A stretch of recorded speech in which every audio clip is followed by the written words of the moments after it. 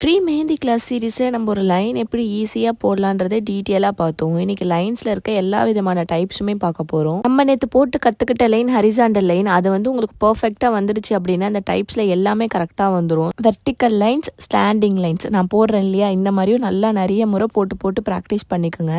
நம்ம ஒரு மெஹந்தி போடுறோம் அப்படின்னா கண்டிப்பாக ஒரு டிசைனுக்கு இன்பிட்வீலையுமே பார்டர் போடுவோம். அந்த பார்டர் வந்து எப்படி பர்ஃபெக்டாக போடலான்றதை பார்க்கலாம். நீங்கள் ஒரு லைன் போட்டு அது மேலே செகண்ட் லைன் போடக்கூடாது. 2 லைனுக்கு நடுவில் கேப் விட்டும் ஃபில் பண்ணக்கூடாது. 2 லைனுக்கு நடுவில் ஒரே முறையில் அழுத்தி ஃபில் பண்ணிடுங்க. அப்போதான் அது பார்க்க நீட்டாக இருக்கும். நான் போட்டு காட்டியிருக்கதை பார்த்தாவே கண்டிப்பாக உங்களுக்கு புரியும்னு நினைக்கிறேன். இது மாதிரி கோடு போட்ட நோட்லேயே கூட ப்ராக்டிஸ் பண்ணுங்க. நல்லா ப்ராக்டிஸ் பண்ணுங்க. சீக்கிரமாக நம்ம வந்து எப்படி ஒரு ஹேண்ட் ஃபுல்லாக மெஹந்தி போடலான்றதை பார்க்கலாம். ஒரு பாக்ஸ் வரைஞ்சி அதில் horizontal line, vertical line, slanting line எல்லாமே வரைஞ்சி பாருங்க.